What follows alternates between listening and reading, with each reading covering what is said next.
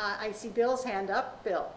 Right. So, I mean, you can, the intent was to discourage someone from taking a nice, brushy, forested area adjacent to the stream that's doing a good job of shading the stream and filtering runoff, and just cutting it down and either paving over it or, so the fact that you have vegetation there is part of the goal. Ideally, for native, animals and other plants, native vegetation, but you're right, we have limited disturbed habitat. So no one's going to say you need to go there and change that stuff to something different. And if you want to get rid of the Japanese knotweed and plant some native things, I think, go for it. There's nothing to prevent you from doing that, as far as I know. So I'm not going to pass this leaving time back to Nan, who has more experience from other communities on how this actually works out in practice.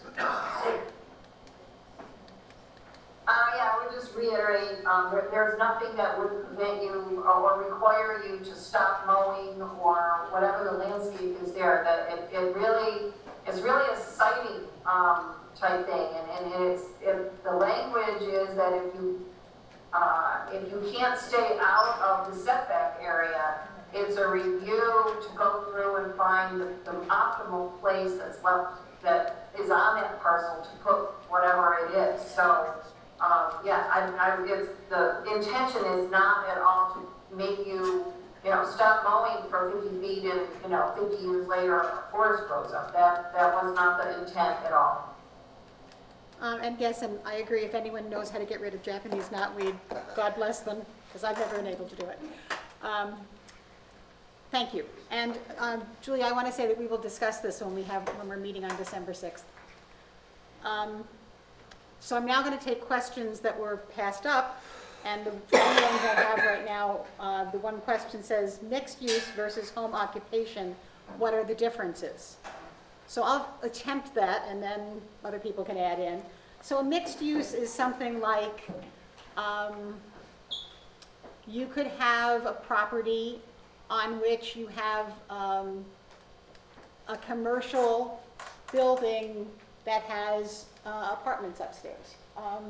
I guess I would say the Brookton Market is a mixed-use property, wouldn't you say? I think so. Yeah, so the Brookton Market is a mixed-use property. And it always has been, yeah. And what's a home occupation? I have a home occupation. I'm a consultant and I work out of my house, but you could have a home occupation of being a guitar maker, being a, you work from your home? I'm an architect. He's an architect and he works from his home. But, no, you have a one bay garage, Right. a home occupation. You can be an excavator, painter. I may have to pass this to you so that people on the video. Yeah, I think that the definition of home occupation is actually in the ordinance.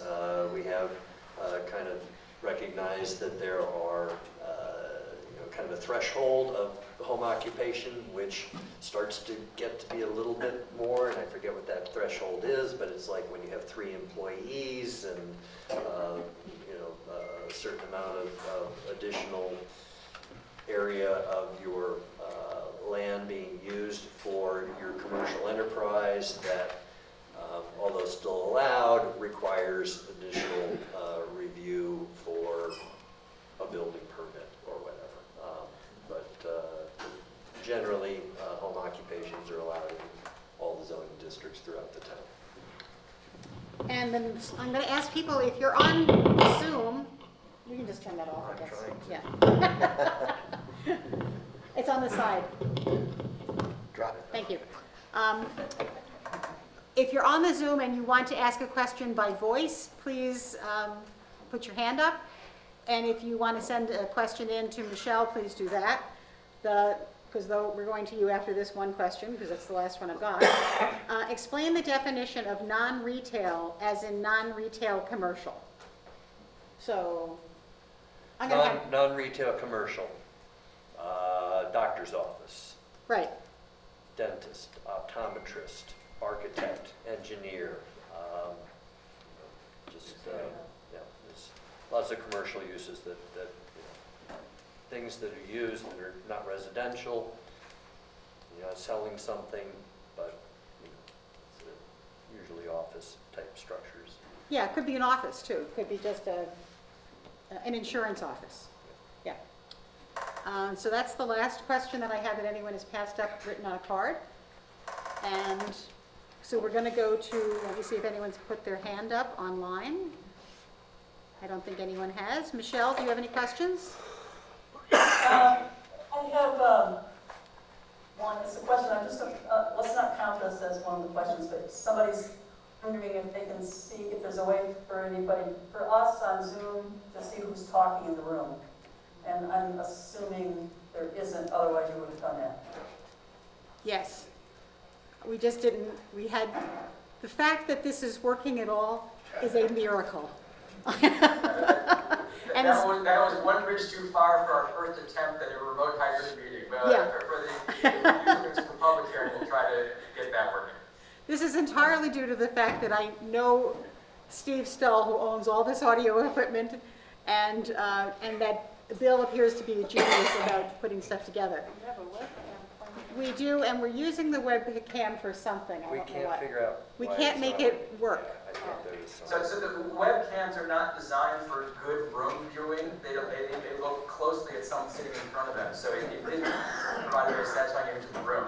What we could do is position a webcam right in front of the person speaking at the microphone. I think we'll do that in the future, but it'll take two because this one webcam is also being used so us on Zoom can hear what you're saying into the microphone. So it needs to be located near a speaker.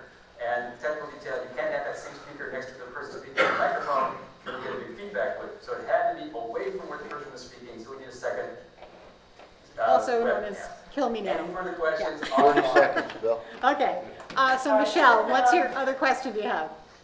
Okay, so that, one other question, and this, and people can, if somehow I'm missing something, this seems to be the last question I have. This is from Crystal. If I'm correct, doesn't the land use ordinance expire 2023? Why not just renew it? I'm not sure what land use ordinance you're speaking of. Moratorium? All I can think of is the. Oh, the land use, the moratorium. You mean the moratorium. The moratorium, as I understand, expires at the end of April, May 1st. May 1st of 2023. It's not the same thing, and I think, Not the same. yeah, it's not the same thing at all. So I guess that's the only other question we have. I have And then, several, well, okay. Tim Curry had his hand up, but Oh, okay. that would be for you all. Tim, do you, Send me a question. I saw his hand up on the Zoom. okay, Tim? No, I just had it was a question about videotaping the audience. We can talk about that later. Okay, thanks, Tim. Okay, we do have other people, though, who want to speak who are in the room. So Charlotte Davis, and then Nancy Kane, and then Will Lawrence. I just probably have a simple question. Okay, I've come to the meetings, like you've seen. I have. Thank you. I'm trying to understand the local government. It's kind of like my mind doesn't absorb as much. But the review board, who exactly are they? You guys always talk about them. Are they the town board? Are No. they like a committee or something that is formed? And does the town board choose them? Do we as the community vote to elect who the review board is? Like, how do they, and I know Nan during the thing, and I missed it. I think it was Article 12, maybe, talks about it, and honestly, I didn't read it. Okay. I have a lot going on other than visiting you guys. But, yeah, I'd just like to know, like, Sure. exactly who Right. they are, or who they're going to be, or whatever. Okay, I can tell you who they are. So right now, there is a review board because there is a site plan law and and you're on the review board, right? Who else is on the review board? In fact, we'll have you talk into a mic so people can Well, hear. I tell you the truth, it's Ellen Harrison, Don Barber, Craig Mosher, and myself, I believe. Sue Pearson Miller. And, Susan yeah, Pierce Keller. Susan Pierce Keller. So repeat that for people on Zoom. Bruce Murray, Ellen Harrison, Don Barber, Greg Mosier, and Ellen Pierce Keller. Susan Pierce. Susan Pierce Keller. So that's the review board, and they right now do site plan review when those are brought forward. And they're appointed by the council. And they're appointed by the town board, and they're appointed for how long? 5 years. 5 years. And they're appointed for 5 years. If the law is passed, if there's a law passed, the board would then appoint a zoning board of appeals as well, who I think also have 5-year terms. And I don't, often when you start something, you put people in like for 2 years and 3 years and 5 years so that there's a rotation. I don't actually know if that happens here or not, and you just expect there to be a normal something. And they would be different people, and I think there's 7, I can't remember if it's 5 or 7 people on. Three people on the Board of Appeals. 3 people on the Board of Zoning Appeals, okay. So that's, and they would be appointed also by the town board. Okay, and if zoning does go through and you get the Board of Appeals, that's something that's not currently in There is place? no Board of Zoning Appeals now, it would be new. Okay, do those people get paid? Like, Yeah. will they be paid? No, they're not paid. No? They Okay, just do it because they don't know what to do with themselves. okay. I did notice that there's, when, It's just pretty much like the zoning commission, though I think this counts as time off in purgatory, and I'm going with that. when Nan was talking about the, these people, Uh-huh, what, they get trained and stuff, yes. is that something that the town pays for them, for the training, or The is it state something? supplies the training. Does anyone, do you have to pay the state for that? I don't remember if Sometimes, they're sometimes charged for not. those. Mostly Individuals not. would not pay, like the Mostly not. participants don't pay. But Yeah, the Ann participants- wants to respond. Oh, Nan, Yeah, Nan knows. there are many opportunities for free training. The Department of State has online training that they offer. They also, if you can get a couple towns together, they actually will come out in person, or at least pre-COVID, they used to come out in person. The New York State Planning Federation offers a conference every year that many towns support, paying the fee to go to the conference. There's local groups that supply training. Some communities bring in a special person for specific training. So there's a wide variety of ways for the training. The American Planning Association has many modules of training that are available that you can do from online. There's all sorts of ways. In a lot of communities, the town may support, if there's a $50 registration fee for a conference or something. But there's lots and lots of organizations that put on trainings all over. Okay. And the requirement is for 4 hours of training per year. Right, I was gonna say, there is a number on the hours. Okay, thank you. The next person is Nancy Kane. Hi, I'm Nancy Kane. I moved here from New Jersey about 15 years ago. And in New Jersey, I was assistant director for the Governor's School of Public Issues. I'd like to say, first of all, that I am amazed at the public interaction with the Zoning Commission on this very difficult and very involved piece of legislation. And I want to thank the committee and the commission for the work that they've done, as you said, on a volunteer basis. There is so much to know, and you have had infinite patience answering the same questions over and over again in various ways, online, on Facebook, and in person. I'm grateful to you for these meetings, these public information meetings, and I'm looking forward to the hearings that you'll have in the future. My question is, when is this zoning proposal going to be coming before the town council for a vote?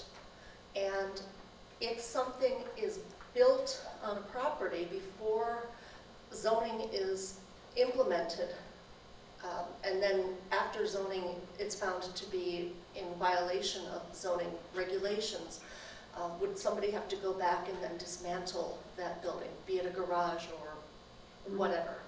Thank you. Thank you. No, because it would then be grandfathered.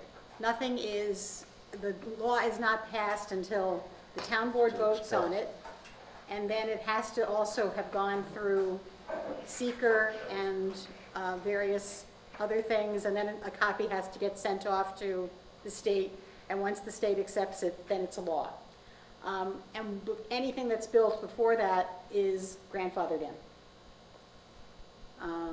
Does anyone have anything else to say about that? Let me see if I can. Well, we have a Build, building build, build. moratorium right now, so Right, unless it's a residential project, you can't get a building permit for it until 1st of May anyway.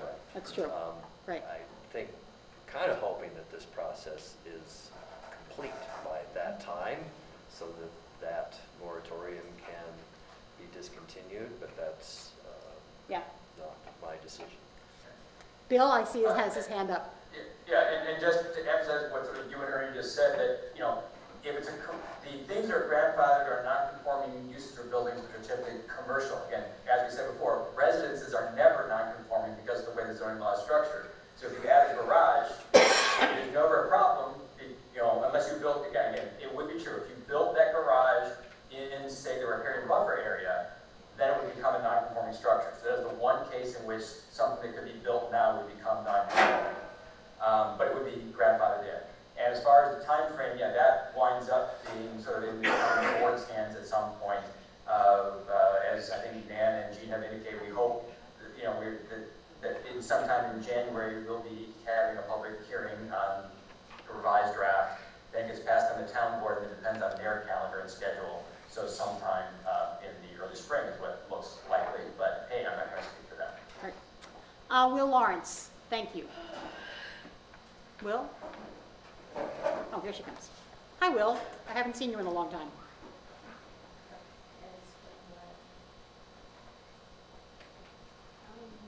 Can you talk into the mic? You may have to push that down. I think Give we her are, that- give we her are, this of a, one. we are of a similar height. Give her this one, Mark. Oh, that's fine. Oh, okay. Yeah. Is that okay? Yeah, thanks. I want to point out that I think the references to farms and to the Article 25 AA and various sections of that article are not exactly clear. I don't, from reading the draft law, I don't get a clear idea of what types of farms, what definitions the commission is trying to identify. And I think you'll find that it's a trend, recognized nationally, statewide, countywide, and now by some of our town, that defining farms based on where the ag districts are and whether they have ag assessments, you're going to miss a lot of farms and farm activity. So I think it really needs clarification. I would ask that you state it clearly or leave it open for when the ag plan is completed, which I'm glad you took Patrick's suggestion to have zoning board and planning board updates in the future, but you might consider what other groups of the town are putting together plans for farmland protection. Okay, and now I'm going back to the bug in my craw that I've had for a year now. Okay, I want you to think of all the home occupations that you're willing to allow through the law, and And then I want you to consider why you think it's important that either the owner of the business or the owner of the, the owner of the business either live in the house on the property or live next door. And now I want you to think about someone who's younger or for some reason does not have access to capital and cannot find a living situation to start a new business. They will be at a disadvantage for lack of access to capital. Does that mean I just spent 30 seconds? You got 30 seconds more. Oh, I think, I don't see a difference. If you're going to allow a resident and a business on the same property, why do you care whether the relationship of the two people in charge, if you want to put it that way? Why do you care whether the person running the business lives there or lives next door or lives 2 doors down or lives a mile away or, oh, maybe they live over in Danby? Why do you care? Okay, so what, I just want to be clear. I think what you're saying is, why wouldn't any occupation be allowed as a rental? No, No? no, I'm not saying that at all. Any occupation that would be allowed as a home business should be allowed as a rental? No, No, you're not saying that. what she's saying is, why does a person who owns the business have to live on the premise? As a home business? Yeah, wouldn't the other thing be a rental then? No. Which other thing? The I mean, business? yeah, so the business, it's a rental then, if you're not. The question is, why does it matter that the But- homeowner is the owner of, like, living there for the business at all? Because what's the difference if the person owning the business is renting that space or the person living in the, Take out the word renting. Yeah, You own the property right. and you want to have some kind of a home business there. that's a home occupation. That is a home occupation. No, I'm talking about you can rent a house and have a home occupation. You Right. can be the renter in the house and have a home occupation either in the house or in another structure on the same property. Right. But if you're, forget who's living in the house. Yeah, that's what I was If saying. If you're the person renting that structure, but you can't afford to live in that house or own Right. that house. I'm sorry, I wasn't clear. That was exactly what I was saying. So if Oh, I I'm lived in my sorry. house Get you. and I wanted not to operate a business myself, but to have someone rent my barn to do it in. Sure. Okay, that's it. So let's see what we have as answers. Okay. I see Bill's hand up and Nan's hand up. And Nan, if you want to go first, that's fine. I mean, on the first part about the ag stuff, right, so, you know, the exemption from most agricultural operations are exempt from the zoning regulations under New York State Ag Law 25-AA, as Bill alluded to. That requires several things. One, that you meet that's a state law, so you have to meet the state's definition of being a farm, and you have to be in the state-designated agricultural districts, not our ag rural district. And so we can't affect that. The zoning doesn't affect that. That's all a state law that broadly exempts farms as a farm in New York State from being impacted by zoning. I fully agree with you. It's an excellent point that I think those definitions do not match up well with what most of the farming actually goes on in Caroline. And that is something that bears looking at, and then we can, once we have worked on that more, so maybe the planning board identified, in the comp plan, once we understand that better, then maybe we can tailor our zoning law to even more support the existing kinds of farming we have in Caroline. So I fully support that move. I think the zoning law proposals are a good first step in that direction. In terms of your other question, yes, I get it, that as long as the property is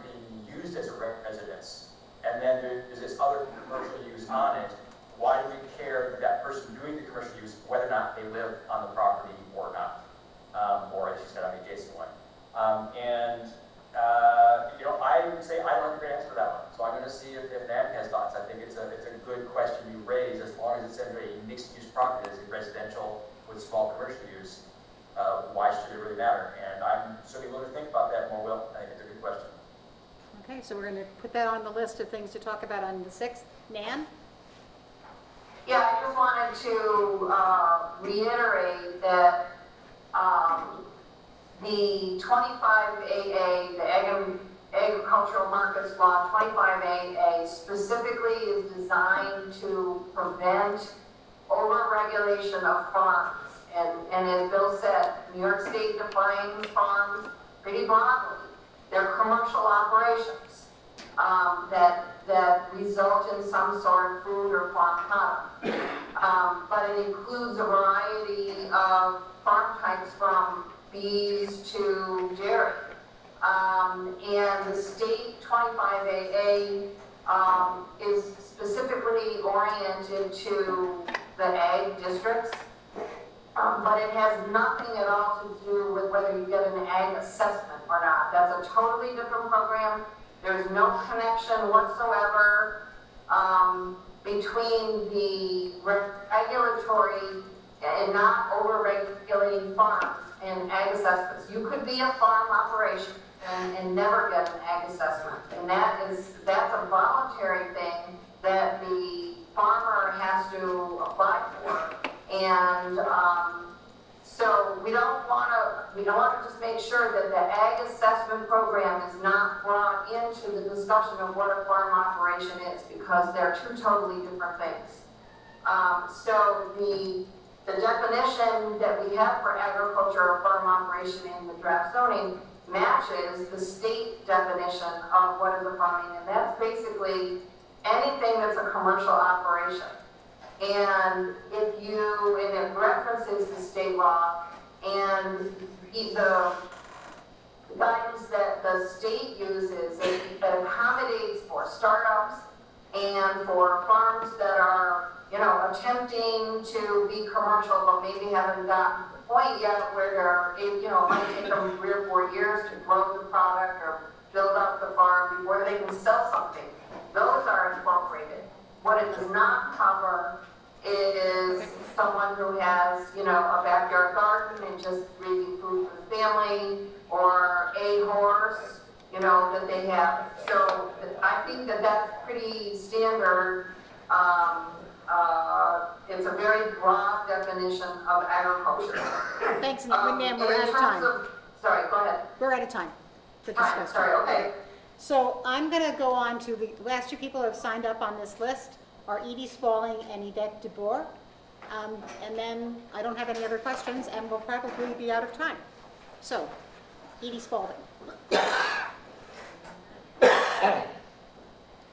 question, if there's time, will you accept a question from someone who's already spoken? Well, I think by the time we do 2 more questions and answer them, and I wrap this up, we have to be out of here by 5. So, go ahead. One thing is a concern to me. There's my father's property up on White Church Road. He built this he attached a building to the old, what I call the old cow barn. That's what it was when I grew up. She has since, or prior to that, she purchased another property further on down the road, and she's right now she's rehabbing that property. And I'm not 100% sure what she wants to do with it, but she's rehabbing that property. So this 3-year time period is going to expire before she gets up to my father's old property. It's not owned by the estate anymore. Well, I want to make sure that she's able to do what she wants to do with that property when she's finished with the other property that she's working on rehabbing down the road. And that property there really needed to have rehabbing. It was also my listing. Okay, so was there a commercial something happening there? On my father's property, Yeah. it was used as storage primarily. So it was a storage facility. And so your question, I think, is that... I'm not sure, I don't know what she's gonna do with that property when she gets up there to do whatever with it. Okay. I know there's those ugly trailers on it, have been my brothers that have been long gone, but that didn't happen. Okay, But I want to make sure that she can do something with the old barn and the block building that my father attached to the barn. and it's in the ag rural zone. I don't know what kind of. I'm quite sure it's got to be in the ag rural zone, okay? Okay. So, so I think this has to do with this kind of grandfathering, and if something changes use, that's what your question is about. And I see Bill's hand up, so Bill. I have more questions. Okay, well, let's answer this one. With that intersection, because I live nearby, and it takes on what Gene said, whether it's a commercial use or not, because if it's any kind of, she wants to rehab the barn to be apartments, that would certainly be allowed. There'd be no problem there, as long as the density meets the density, which I think it will. The problem is, like I said, it's used as storage, it can be continuous storage, because that's what's being currently done, and that use is always grandfathered. There are a number of other commercial uses allowed in the ag rural district that it could continue as. So it will hinge on the details of what her plans are for this building, is all I can say. Yeah. So as far as I know, if it's a non-commercial use, she's totally fine. If it's a commercial use, it either needs to fit under the allowed commercial activities in the ag rural zone, or needs to be the continued use of what's currently being used as. That's my understanding of how this would work. Okay? Yeah, that's true. Okay. Other questions? Another question is, and I'm not 100% sure who referenced that of you guys, about a commercial development that wasn't going to be, I'm assuming, approved, and other than the Dollar General, which I know wanted to come into the town, I was just kind of curious as to what commercial development was referenced. I'm not sure. I don't think anyone has applied, during this period of the moratorium, people have been able to apply for commercial development by asking for a waiver, but I don't think anyone has, as far as I know. There's a solar farm that got a waiver. Oh, a solar farm got a waiver. I'm not sure what you're referring to. Okay. Well, I know myself personally, having a Dollar General in this area would be definitely a plus. It would help to, people that live out in the farther, it's safe from, having to drive into Ithaca. Yeah. Or to wherever, Walmart or wherever. The next grocery store is in Whitney Point. Yeah. 30 seconds. And to reiterate what Barb mentioned earlier, Right. a Dollar General is welcome and allowed in this town. They are welcome and allowed in certain locations if the zoning law is passed. That's the difference. It's not that there's no place a Dollar General could go in town.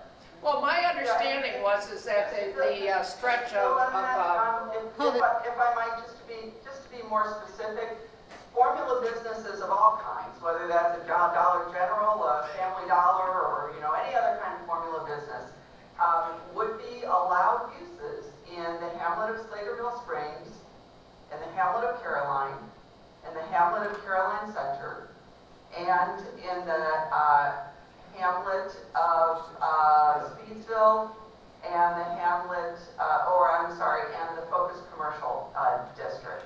So there are multiple proposed zoning districts where formula businesses would certainly be allowed. so the Beesmer, that goes way up Slaterville Road would be one of those areas that would be allowed? No, Beesner is not. No, it would not be allowed in Beesmer. Why? For various reasons that the zoning commission has discussed in terms of the characteristics of the neighborhoods and the hamlet characteristics that are identified for that particular hamlet. Wouldn't be allowed in the ag rural district, would not be allowed in West Slaterville, would not be allowed in Brookendale, would not be allowed in Center Brookendale. So we talked about the character of the neighborhoods. I disagree. The goal in part is to keep commercial development sort of more contiguous. That's actually more energy efficient. If this would be in Slaterville Springs, closer to a population center, that's actually better than they got in the middle of the ag rural, I would say. So the intent was to try, as part of the comprehensive plan goal, is to keep development sort of in hubs. And that's why certain districts were identified. Beesmer was identified as more rural district and less commercial district. And Yvette DeBoer.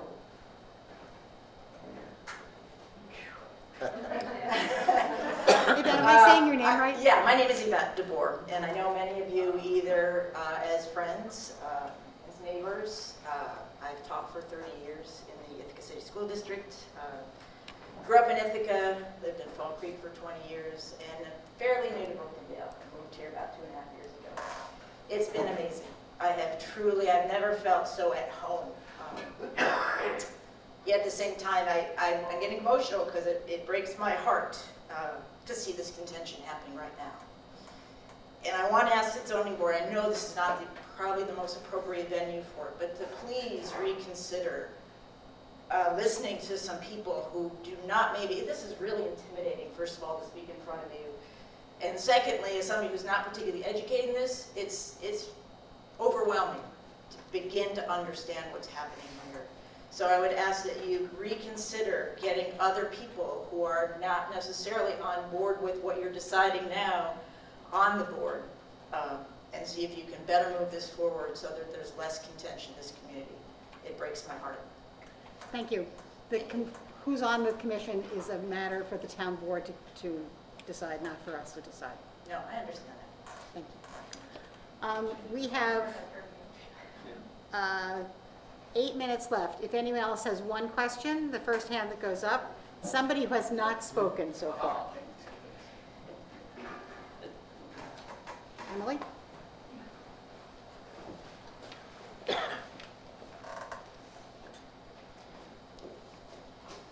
Yes, I'd like to use my 3 minutes to say thank you very much to the zoning commission and all the people that have been working, supporting the situation. We've got the town board members, because it has been very controversial, and I'm sure, I lose sleep over it just reading about it without being on the receiving end of all the vitriol. So I cannot imagine what it's doing to your personal health and life and family life and all that stuff. Thank you for bearing up and continuing on and taking feedback even from somebody who maybe gives it with a little dig and a little vitriol, but still taking the feedback and using it to make a better product to present to us as, I can't have asked for anything more. The other comment I wanted to just say something about something I heard at the last meeting that really made a good impression on me. I was like, oh, yes, of course. This thing that you've created that is so many pages long that I have not found time to read it. I don't have to. It's not expected. It's not normal. Have I read my entire user's manual for my Prius if it ever breaks down? No, I have not. If it breaks down, I might, go through the chapters to the index and find, okay, what does this light mean? This flashing on my dash? Oh, but basically, I'm going to take it to a mechanic. I'm going to take it to somebody who knows how to fix it. And I may not, I might do that with trepidation because it might cost me a couple $100. I might go to a mechanic that I don't really trust, and you might charge me twice what it really costs. But, I make those decisions in my life. I do not need to be an expert on everything. And when it would come to building something in my property and area, whatever, that is one of those areas where I would not consider it important to me that I become an expert on that. I would find the code officer. I've worked with the code officer before when we did some things. It was free. I got good advice. I didn't have to read through everything. He directed me, oh, here's what you need to know, here's the sorts of things. It was great. So having that mentality when I open up one of these drafts of all this language, I go into it that way and say, okay, this is just here for other people mostly to look at in certain particular circumstances. Then I can relax a little more and not feel like, oh, I have to understand this all. And I hope maybe other people might think about it that way too. Thank you, Emily. I'm going to respond briefly by saying that my heart has been broken too during this, in many ways. I mean, I have received email that is just so full of hatred that it has been, and at one point I actually said I'm not responding to this person anymore because I was accused of taking bribes by this person, which I found really annoying. And secondly, I actually received a threat that I was so worried about that I called the state police on that person. I'm happy to say that that has turned out incredibly well, and I have recently had a lovely email from that person about her own mental health and that she's gotten better. Happy to hear. So, yeah, my heart is broken, and I think a lot of this is about fear, and I understand that. But I think those of us on the commission accepted a request from the town board, and we are doing our best, and we have taken in very carefully many things that have been said, and we have made vast changes to the original document. So that's all I guess I have to say about that. Either of you? Thank you for what you say, but I strongly suggest you read your manual.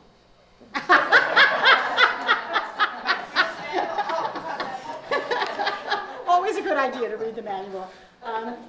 Ernie? Nope. I see Bill's hand up. Bill? I just want to sort of connect the last two speakers together. You know, it has broken my heart as well to see how contentious this process has been. I do understand that, you know, there are concerns, there are reasons folks are opposed to zoning, but as we discussed in Monday's call, I know there's also a lot of misinformation and misunderstanding out there, and a lot of the extra angst and emotion has been driven by that misinformation, and in our modern world, with the way in which we repeat things to each other in our chat boards and, you know, Facebook and whatever, and so these echo chambers amplify some of the misinformation very quickly.